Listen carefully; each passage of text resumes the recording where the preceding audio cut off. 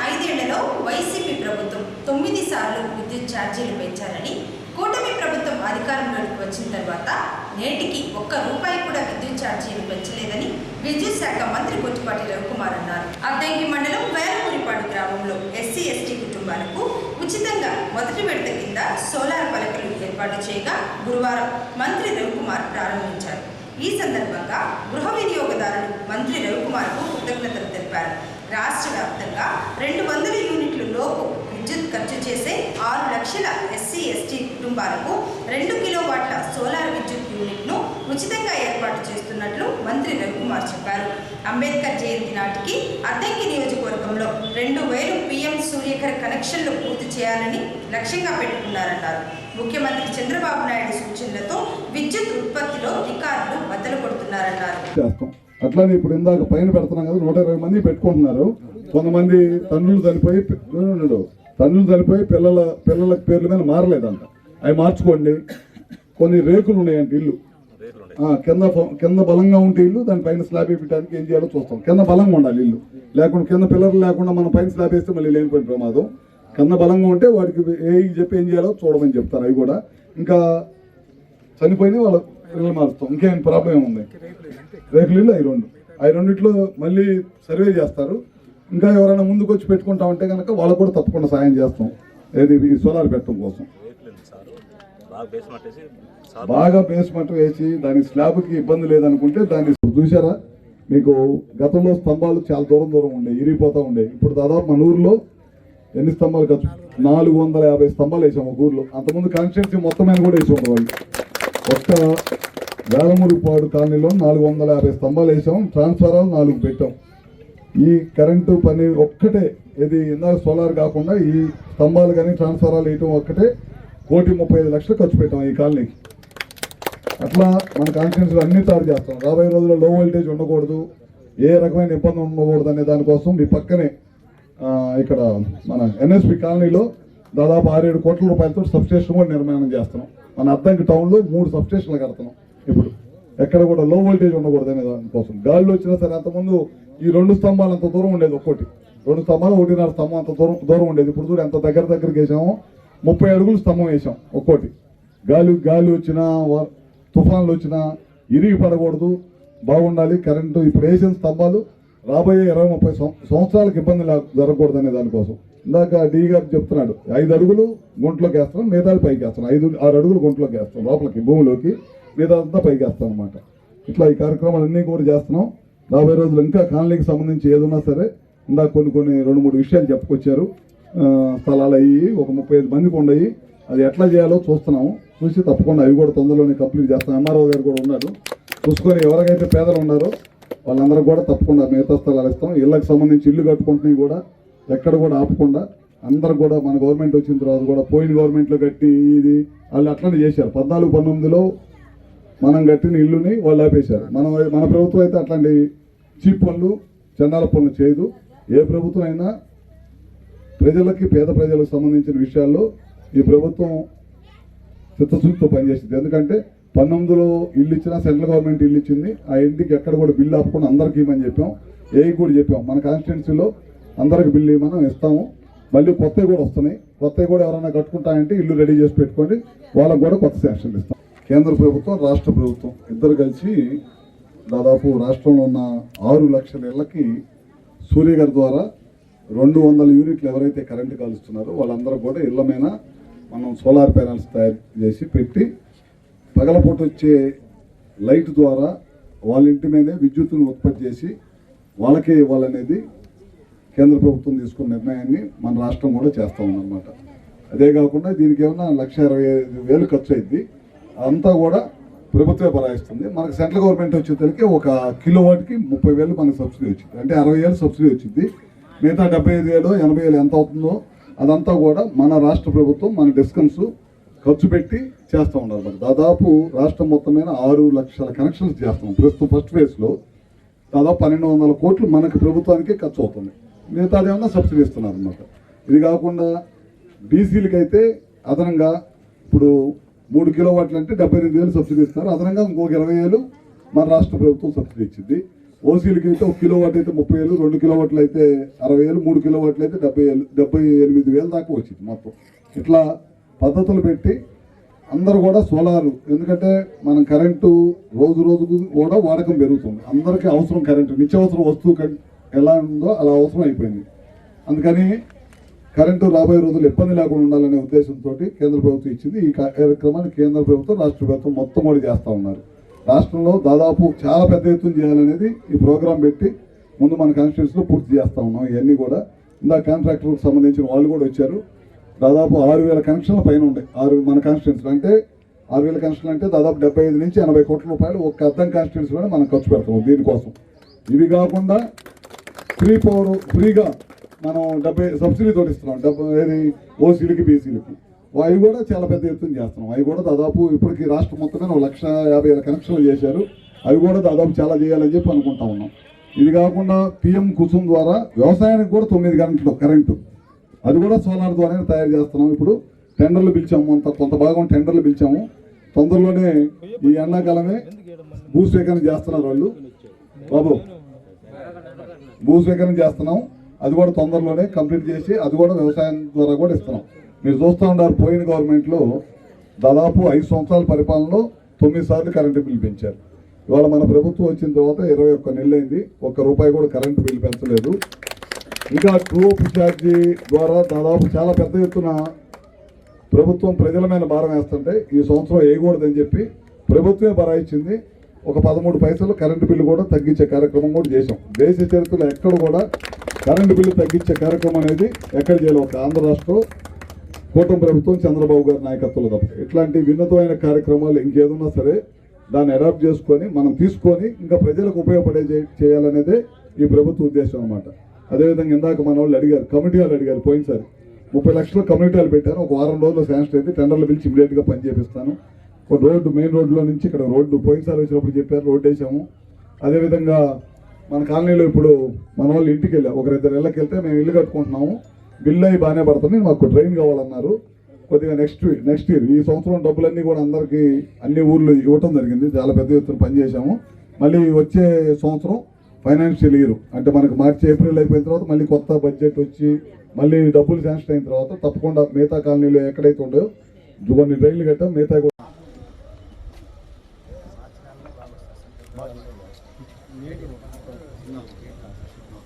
అంటే మన కింద హీట్ టైల్ కూడా వచ్చిందిగా, కింద హీట్ టైల్ కూడా పైకి రావడానికి ఉందా దీనికి. మనం ఏం చేస్తున్నాం అంటే కింద హీట్ వచ్చింది కదా ఫ్లోర్ మీద, ఆ హీట్ కూడా బ్యాక్ నుంచి కూడా లాగేది కూడా చేస్తున్నాను. మండలానికి చేస్తారు 6,000 అబ్బా, 6,000 2 నెలల్లో కంప్లీట్ చేయడానికి మీరు ప్లాన్ ఏం చేశారు, ఎట్లా ప్లాన్ చేస్తున్నారు? 100 చేయాలి, పర్ఫెక్ట్ గా సింక్రనైజ్ చేయాలి. బాగానే సెట్ అయిందా? ముందు పల్స్ అయింది. కేంద్ర ప్రభుత్వం ప్రవేశపెట్టిన 16వ జనగణన కార్యక్రమంకు సంబంధించి మొదటి విడతగా యానిమేటర్లకు, సూపర్వైజర్లకు గురువారం నుంచి శనివారం వరకు శిక్షణ ఇవ్వనున్నారని అద్దెంకి మండలి తహసీల్దార్ శ్రీచరణ్ అన్నారు. అద్దెంకిలోని ప్రకాశం ప్రభుత్వ బాలికల హై స్కూల్లో జనగణన ఇళ్ల సర్వే మీద గురువారం యానిమేటర్లకు, సూపర్వైజర్లకు శిక్షణా కార్యక్రమాలు నిర్వహించారు. శిక్షణలో RDO Johnson, MRO Sricharan, ASO Amarnath, RI Shankar పాల్గొని ప్రారంభించారు. సర్వే చేయని విధానం గురించి రీసోర్స్ పర్సన్ శిక్షణ ఇచ్చారు. ఈ సందర్భంగా ఎంఆర్ఓ శ్రీచరణ్ మాట్లాడుతూ మే 1 నుంచి 31వ తేదీ వరకు 16వ విడత జనగణన ఇళ్ల సర్వే జరుగుతుందని, ముందుగా ఎన్ని ఇళ్లు, అందులో ఎంతమంది ఉన్నారో సర్వే చేసి యానిమేటర్లు ఆమోదిస్తారన్నారు. భారతదేశంలో మొదటిసారి సంపూర్ణ జనాభా గణన 1881లో జరిగిందని, 2027లో 16వ జనగణన జరగబోతుందన్నారు. ఇంటింటికి సర్వే కోసం వచ్చిన అధికారులకు ప్రజలు సహకరించాలన్నారు. అందరికీ నమస్కారం. నేను అద్దెంకి తహసీల్దార్ని మరియు census charge officer Addanki rural మండలానికి. మనకి కేంద్ర ప్రభుత్వం ప్రవేశపెట్టిన 16వ విడత సెన్సస్ కార్యక్రమం సంబంధించి మొదటి విడత ట్రైనింగ్ ఈ రోజున మన స్థానిక గర్ల్స్ హై స్కూల్లో జరుగుతుంది. ఇందులో 48 మంది ఎన్యూమరేటర్లకి, అదేవిధంగా సూపర్వైజర్లకి మొదటి బ్యాచ్కి ట్రైనింగ్ ఇస్తున్నారు. మొదటి విడతలో భాగంగా రేపు వచ్చే నెల మే 1 నుంచి హౌసెస్ లిస్టింగ్, హౌసెస్ని వెరిఫై చేస్తారు. అంటే ముందుగా ఎన్ని ఇళ్ళు ఉన్నాయి, హౌసెస్లో ఎంతమంది అనే దాని గురించి మే 1 నుంచి 30 వరకు జరుగుతుంది. ఇందులో పబ్లిక్ కూడా ఎవరికి వాళ్ళకి సంబంధించిన ఇండివిజువల్ డీటెయిల్స్ కూడా వారే స్వయంగా నమోదు చేసుకోవచ్చు. వారి వివరాలను ఎన్యూమరేటర్ కన్ఫర్మ్ చేసుకున్నాక ఆమోదిస్తారు. కాబట్టి సొంతగా కూడా మీరు నమోదు చేసుకునే అవకాశం ఉంది. ఈరోజు ఇక్కడ మన స్థానిక దీనిలో ఈరోజు, రేపు, ఎల్లుండి అనగా 9, 10, 11 తారీఖుల్లో 3 రోజుల పాటు మనకి సెన్సస్ ఎన్యూమరేటర్లకి, సూపర్వైజర్లకి ట్రైనింగ్ జరుగుతుంది. ఉదయం 9:30 నుంచి సాయంత్రం 6 గంటల వరకు ఈ ట్రైనింగ్ జరుగుతుంది వీళ్ళకి. కాబట్టి మే 1 నుంచి జరుగుతుంది. ప్రజలందరూ కూడా దీన్ని సహకరిస్తారని. 1972లో లార్డ్ మేయో ఆధ్వర్యంలో ఈ జనాభా లెక్కలు మొట్టమొదటిసారిగా భారతదేశంలో చేపట్టడం జరిగింది. అయితే కంప్లీట్ సెన్సస్ అనేది 1881లో స్టార్ట్ చేశారు. 1881 అంటే 1872లో స్టార్ట్ అయినప్పుడు కొన్ని ప్రాంతాల వరకు మాత్రం పరిమితమైంది. ఇది ఒకే కాలంలో దేశం మొత్తంగా ఎప్పుడు స్టార్ట్ అయిందంటే 1881లో జనాభా లెక్కలు అనేది స్టార్ట్ చేయడం జరిగింది. అయితే చివరిసారిగా 2011లో చివరిగా భారతదేశంలో జనాభా లెక్కలు కంప్లీట్ చేయబడ్డాయి. అంటే ఎన్నో అంటే 15వ జనాభా లెక్కలు 2011లో. ఇప్పుడు మనం జరగబోతున్న జనాభా లెక్కలు భారతదేశంలో 16వ జనాభా లెక్కల్ని మనం చేపట్టబోతున్నాము. స్వాతంత్రం వచ్చిన తర్వాత 8వ జనాభా లెక్కలు. టోటల్గా చెప్పాలంటే 16వ జనాభా లెక్క. అయితే మనము షెడ్యూల్ ప్రకారం అయితే 2021లో జనాభా గణన చేయాలి. కానీ 2021లో జరగలేదు. అంటే 2011లో జరిగినాయి కదా, 10 సంవత్సరాలకు ఒకసారి జరుగుతుంది. కాబట్టి 2021లో జరగాలి. సిమ్ని మార్చకూడదు. ఫస్ట్ మీరు వాడుతున్న ఫోన్ని, సిమ్ని ఎట్టి పరిస్థితుల్లో మార్చకూడదు. మీరు వాడుతున్న ఫోన్ను కూడా మార్చకూడదు. అంటే కంప్లీట్గా దొంగతనం చేసుకుంటే పోతే దానికి కొద్దిగా ఉంది, దానికి రెమెడీ ఉంది. కానీ జనరల్గా ఫోన్ మార్చకుండా ఉన్నట్టు చూడండి. అదొకటి కలిసి కంప్లీట్గా మాకు చెప్పి నేను 3 days మీరేమి ఇన్వెస్ట్మెంట్ చేయొద్దు. 3 days కంప్లీట్గా బ్లాక్ చుట్టూ తిరిగి ఆ బ్లాక్ని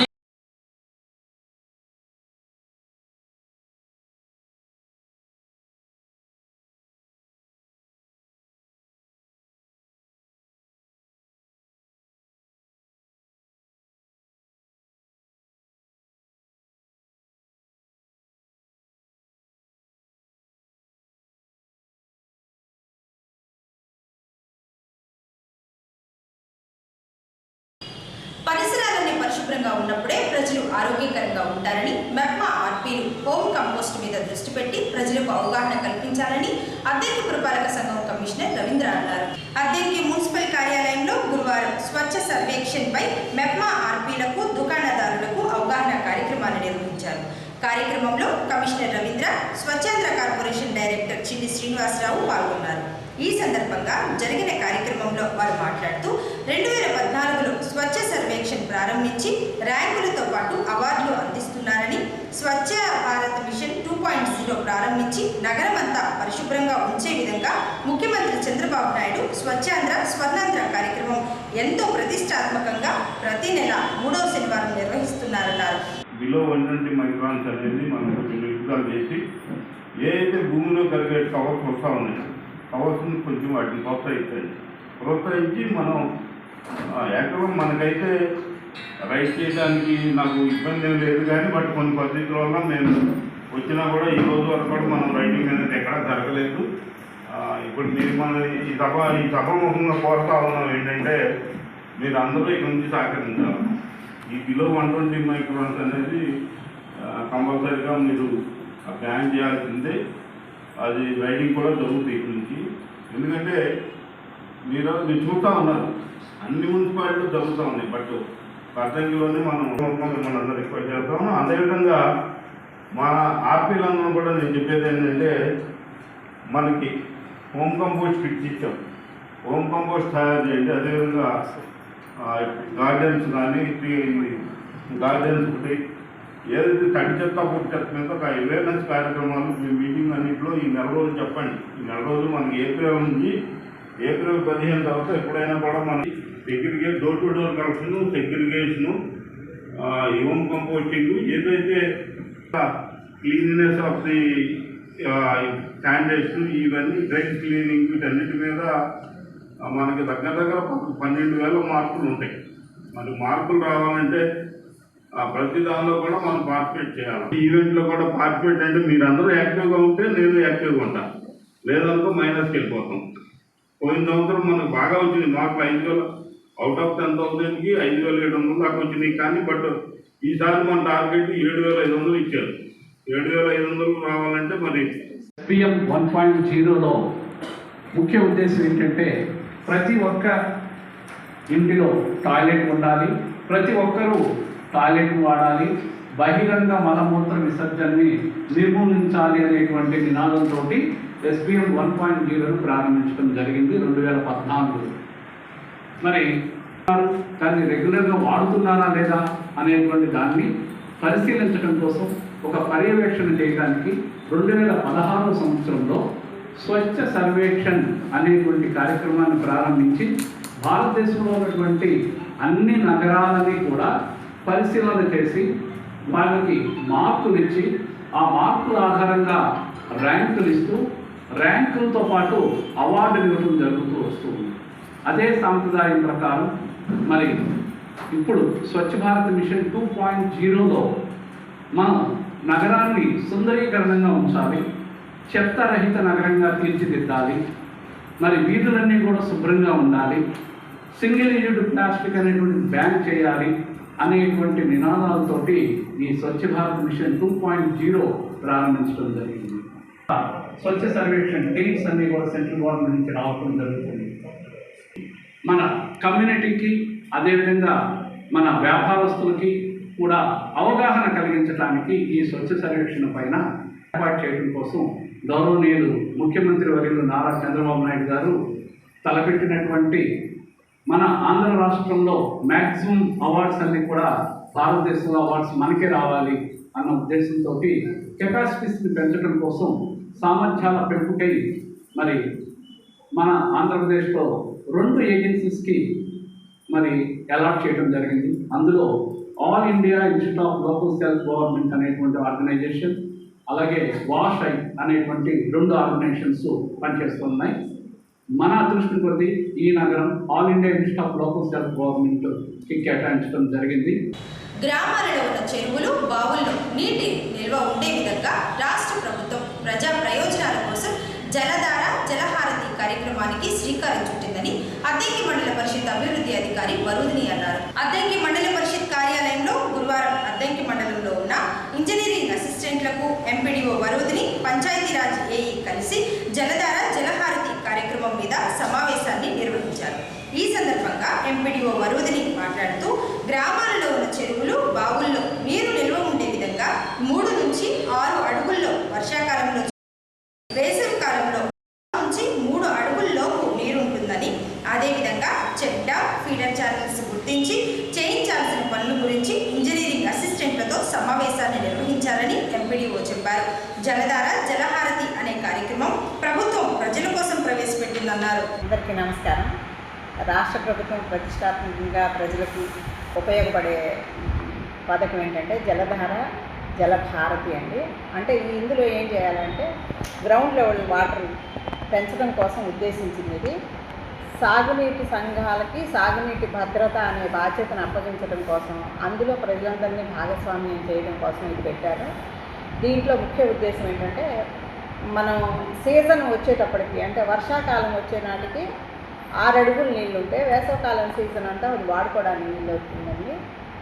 3 అడుగుల నుంచి 6 అడుగుల లోతు ఉండాలండి. ఇప్పుడు వేసవకాలం ఉంది, ఇప్పుడు వాటర్ లెవెల్ 3 అడుగుల లోతు ఉన్నట్లయితే 3 మీటర్ల లోతుకి అక్కడి నుంచి 6 మీటర్ల లోతు వరకు వాడుకోవడానికి ఉంటుంది. మళ్ళీ వర్షాకాలం సీజన్ రాగానే గ్రౌండ్ వాటర్ లెవెల్ పెంచి మళ్ళీ 3 మీటర్లకు తీసుకురావడం ఇందులో ముఖ్య ఉద్దేశం. దీంట్లో చెరువుల్ని, ఊళ్ళో ఉన్న మన మండలంలో ఉన్న అన్ని చెరువుల్ని ప్లస్ వాటికి ఫీడర్ ఛానల్స్ అన్నీ డెవలప్ చేయడం కోసం, ప్లస్ చెక్ డ్యామ్లు కట్టడం, ఇలాంటివి ఏవైతే వాళ్ళు ఎన్ఎస్పి వాళ్ళు ఇరిగేషన్ డిపార్ట్మెంట్ వాళ్ళ ద్వారా ఇరిగేషన్ డిపార్ట్మెంటు, పిఆర్ డిపార్ట్మెంటు, మరి ఆర్డబ్ల్యూఎస్ డిపార్ట్మెంట్ 3 డిపార్ట్మెంట్స్ని సమన్వయం చేసుకుంటూ అందరితో కలిసి చేస్తున్నారు ఈ ప్రోగ్రాము. ఇందులో ఉన్న వాటిని ఐడెంటిఫై చేసిన వర్కులను 15వ తేదీ లోపల కలెక్టర్ గారి పర్మిషన్ పంపించి శాంక్షన్స్ తీసుకుని పనులు మొదలు పెడతారు. అందులో check dams, field channels, faded channels మొదలగు ఉపాధి హామీకి సంబంధించిన అన్ని పనులు కూడా అందులో ఉంటాయి. కాబట్టి ప్రజలందరూ దీన్ని సద్వినియోగం చేసుకోవాలని కోరుతున్నాను. మహిళాభివృద్ధి మరియు శిశు సంక్షేమ శాఖ ఆంధ్రప్రదేశ్ రాష్ట్ర కమిషనర్ ఆదేశాల మేరకు 8వ పోషణ్ పక్వాడా కార్యక్రమం ఏప్రిల్ 9వ తేదీ నుంచి 23వ తేదీ వరకు నిర్వహిస్తున్నారని సంతమాగులూరు ఐసీడీఎస్ సిడిపిఓ సుధా అన్నారు. సంతమాగులూరు ప్రాథమిక ఆరోగ్య కేంద్రంలో గురువారం ఐసీడీఎస్ ఆధ్వర్యంలో నిర్వహించారు. కార్యక్రమంలో సిడిపిఓ సుధా, డాక్టర్ సాహితీ పాల్గొన్నారు.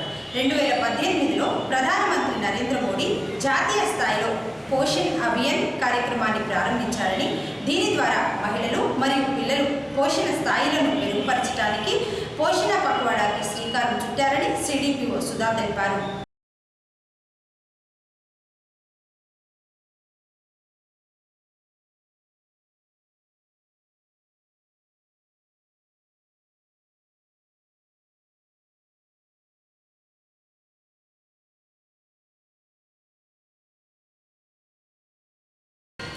తాము పెంచుకుంటున్న నల్ల జీవాలు గుర్తు తెలియని వ్యక్తులు అపహరణ చేసుకొని వెళ్లారని బాధితులు గురువారం అద్దంకి పోలీస్ స్టేషన్లో ఫిర్యాదు చేశారు.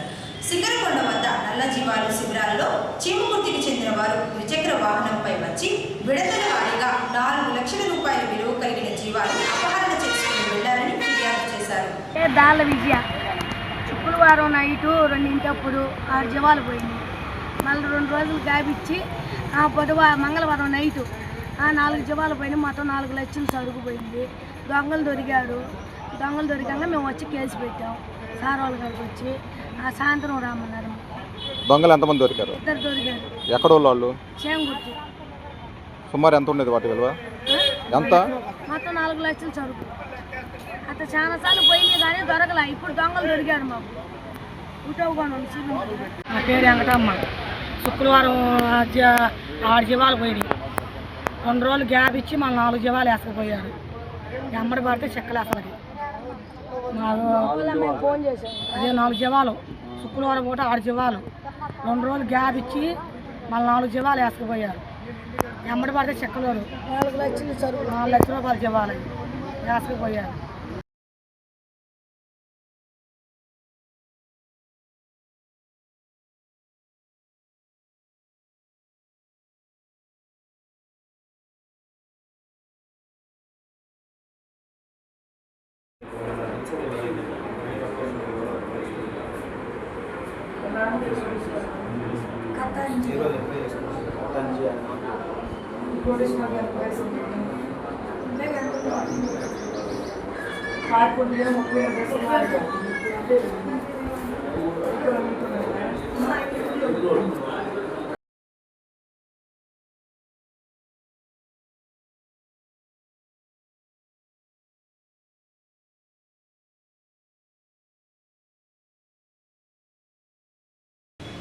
జిల్లా కలెక్టర్ ఆదేశాల మేరకు ఏప్రిల్ 1వ తేదీ నుంచి 30వ తేదీ వరకు జల సురక్ష మిషన్ కార్యక్రమం అద్దంకి మండలంలోని ప్రతి గ్రామ పంచాయతీల్లో నిర్వహిస్తున్నారని ఆర్డబ్ల్యూఎస్ ఏఈ రామాంజనేయులు తెలిపారు.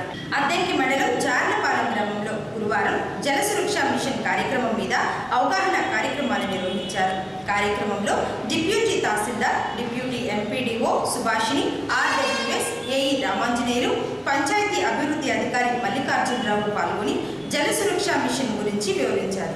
గ్రామీణ ప్రాంతాలలో ఉండే ప్రజలందరికీ సురక్షితమైన త్రాగునీరు అందించేందుకు గాను జల సురక్ష మిషన్ కార్యక్రమంలో భాగంగా వాటర్ ట్యాంకులు శుభ్రం చేయించి పైప్ లైన్లు మరమ్మతులు, బోరింగ్ రిపేర్లు చేసి ప్రజలకు వేసవి త్రాగునీరు ఇబ్బందులు కలగకుండా చేస్తున్నారని ఏఈ రామాంజనేయులు తెలియజేశారు.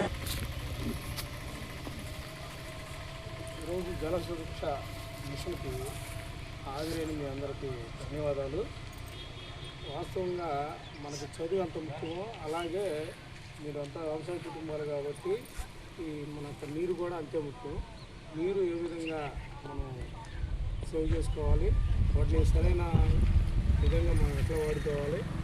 అలానే ఈ సంబంధించి మనం ఆరో వాటర్ కంటే కూడా ఈ వాటర్ చాలా మంచిది. వాస్తవం ఏంటంటే నేను దొనకొండలో ఉన్నప్పుడు మాకు సాగర్ వాటర్ వచ్చేది. మేము స్పట్గా వేసుకొని ఆ వాటర్ని డైరెక్ట్గా మేము కొండలో పోసుకొని మేమే తాగేస్తాము. కాయచిన కూడా కాయము ఇలా ఉంటే వాళ్ళకి ఇచ్చేటప్పుడు కాస్తారు, కానీ స్పట్గా వేసుకొని డైరెక్ట్గా మేమే తాగేసేసాము సాగర్ వాటర్. నేనైతే ఆరో వాటర్ తాగను. సరే ఇక్కడికి వచ్చిన తర్వాత అంత లభ్యత లేనందువల్ల ఇది వస్తుంది. అవకాశం ఉన్న వాళ్ళు దాన్ని ఫిల్టరైజ్ చేసుకొని ఆరో వాటర్ కంటే ఈ వాటరే మంచిది. సరే ఈ కొంత క్లీనింగ్ సమస్య అది కూడా చెప్తున్నారు కాబట్టి దాన్ని మేము కూడా మేము పంచాయత్ సెక్రటరీ ఆర్డబ్ల్యూసీ గారితో మాట్లాడి దాన్ని కూడా పరిష్కారం తీసుకొస్తాము.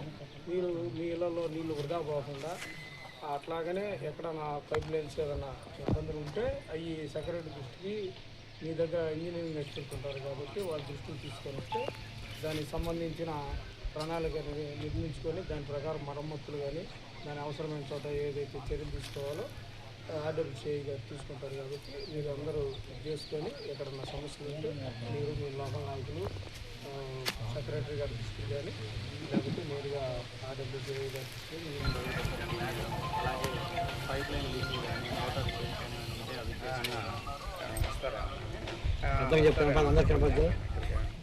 అలాగే నీరు ఎక్కడైనా పైప్ లైన్ లీకేజ్ వాటిని రిపేర్ చేసుకోవడం, ఇంకుడు గుంతలు పెట్టేసి వాటర్ వేస్ట్ అవ్వకుండా భూగర్భంలోకి అవి ఇంకేలాగా చేసి గ్రామ నీటి మట్టాన్ని పెంచడం ఇదంతా ఒక మిషన్ లాగా చేస్తూ ఉన్నాము. అలాగే మీరు వచ్చేటువంటి వాటర్ కూడా వేస్ట్ అవ్వకుండా ట్యాప్లు ఓపెన్ చేసేసి ఉంచకుండా క్లోజ్ చేయాలి. ఎక్కడైనా పైప్ లైన్లు రిపేర్లు కానీ లీకులు కానీ కూడా సెక్రటరీ గారికి కానీ చెప్పేసి అవి వితిన్ టైంలో అయ్యేలాగా చూసుకోవాలి. వాటర్ అనేది వేస్ట్ అవ్వకుండా తీసుకోవాలి. వచ్చే వాటర్ని కూడా అంటే వేస్ట్ చేయకుండా మనం మీరు అందరూ ఈ నీళ్ళు తాగుతున్నారా ఆరో వాటర్ తాగుతున్నారా? యాక్చువల్లీ మనకి ఈ నీళ్ళు క్లోరినేషన్ చేస్తారు, ఈ నీళ్ళే మంచిది. ఆరో వాటర్ అనేది మంచిది కాదు. లేదండి, ట్యాంక్ కడిగారు, లాస్ట్ మంత్ కడిగారు. సెక్రటరీ గారు కూడా ఉన్నారు, కడిగిచ్చారు. 10 ఏళ్ళు కాదు. లేదు లేదండి, మీకు ఇంకా ఏదైనా డౌట్గా ఉంటే తాగితే ఇంకా బెటర్, ఎటువంటి ఇబ్బంది కూడా ఉండదు. ఆరో వాటర్ అనేది ఆరోగ్యానికి మంచిది. అమ్మా హెల్పింగ్ ఫౌండేషన్ మరియు రక్షక్ వెల్ఫేర్ చారిటబుల్ ట్రస్ట్ ఆధ్వర్యంలో క్రోసూరి రేణుక జ్ఞాపకార్థం ఆమె భర్త అద్దెంకిలోని సింగరకొండ రోడ్లో ఉన్న చైతన్య బదుల పాఠశాలలో గురువారం విద్యార్థులకు అన్నదానం చేశారు. కార్యక్రమంలో ట్రస్ట్ చైర్మన్ కాసిం వలి, ప్రశాంత్, టీనా తదితరులు పాల్గొని విద్యార్థులకు భోజనం వడ్డించారు. అన్నదానం చేయడానికి సహకరించిన రేణుక బంధువులకు కాసిం వలి ధన్యవాదాలు తెలిపారు. నమస్తే అండి. ఈరోజు అమ్మా హెల్పింగ్ ఫౌండేషన్ మరియు రక్షక్ వెల్ఫేర్ చారిటబుల్ ట్రస్ట్ ఆధ్వర్యంలో అద్దంకి పట్టణంలోని సింగరకొండ రోడ్లో ఉన్న చైతన్య బదిరుల పాఠశాల విద్యార్థులకు మరియు కొంతమంది నిరాశ్రయులకు ఈరోజు అన్నదాన కార్యక్రమం నిర్వహించడం జరిగింది. ఈ కార్యక్రమానికి సహకరించిన దాతలు శ్రీ కోసూరి పవన్ సాయి గారికి హృదయపూర్వక కృతజ్ఞతలు. వారి ధర్మపత్ని కోసూరి రేణుక గారి జ్ఞాపకార్థం వారు ఈరోజు ఈ కార్యక్రమాన్ని నిర్వహించడం జరిగింది. ఇలాంటి కార్యక్రమాలు మా చేత చేయించుస్తున్నందుకు మేము హృదయపూర్వక కృతజ్ఞతలు తెలియజేస్తున్నాము.